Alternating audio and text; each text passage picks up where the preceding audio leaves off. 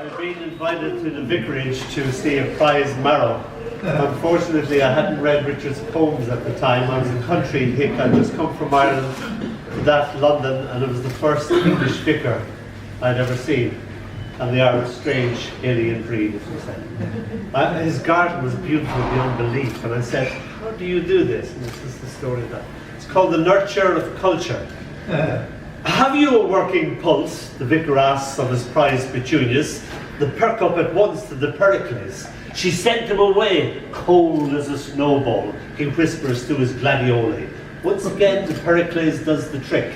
They positively beam at him, eager for more Shakespeare. Oh yes, flowers, the vicar eagerly pontificates, adore Shakespeare, especially Pericles and other minor plays, rather than the Great Dane or say Othello. I hardly believe in the flowers' bardolatry. The vicar's garden a paradise. The herbs prefer Gilbert and Sullivan, he informs me, as if it were ordinary. Really? I gasp disbelievingly. Be my guest, he offers in good faith. I tentatively approach a sprig of oregano. It looks startled, being sung to. Oh, wandering one, though you were sad and lonely, no, my son, herbs like to be spoken to, not sung. And this time, perhaps, he admonishes the correct words. He preaches as if from a pulpit, a congregation of herbs and flowers, hanging on his every word, eager believers. Ahem, I tentatively begin. Poor wandering one, though thou hast surely strayed. The oregano dances in the breeze, he so very, very pleased. Or sometimes, my son, a little dash of nall coward. What compulsion compels them, I sing to the chives, and who the hell tells them, before being interrupted as before. No, my son, spoken, not sung. Why do the wrong people travel, when the right people stay back home? Excellent, one of their favourites, dear boy. What could I possibly say? His voice provoked such a fecundity that could not be for a second doubted, although doubt I did. Oh yes, when one talks to one's garden, one must bear in mind that flowers and herbs prefer, how should one say, a little culture. Thank you. I need a volunteer from the audience. Heather! Notice that I give them a choice.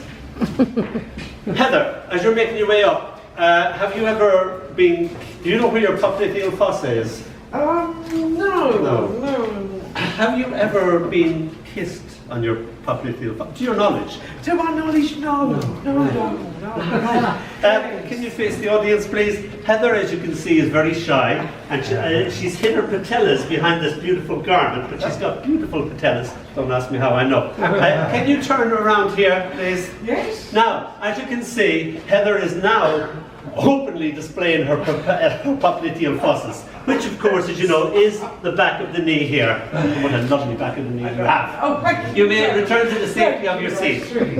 Sorry, I needed glamorous assistance, that's why I didn't ask you. This is called Kiss My Popliteal Fossa.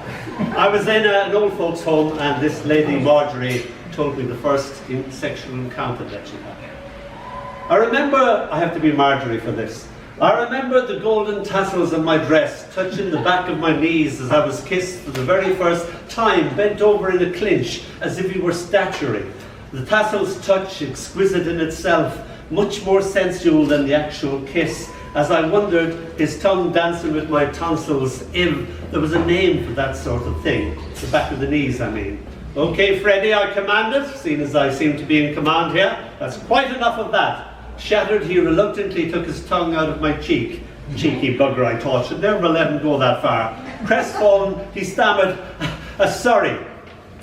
You won't tell my mother, will you? Hit his erection with his topper.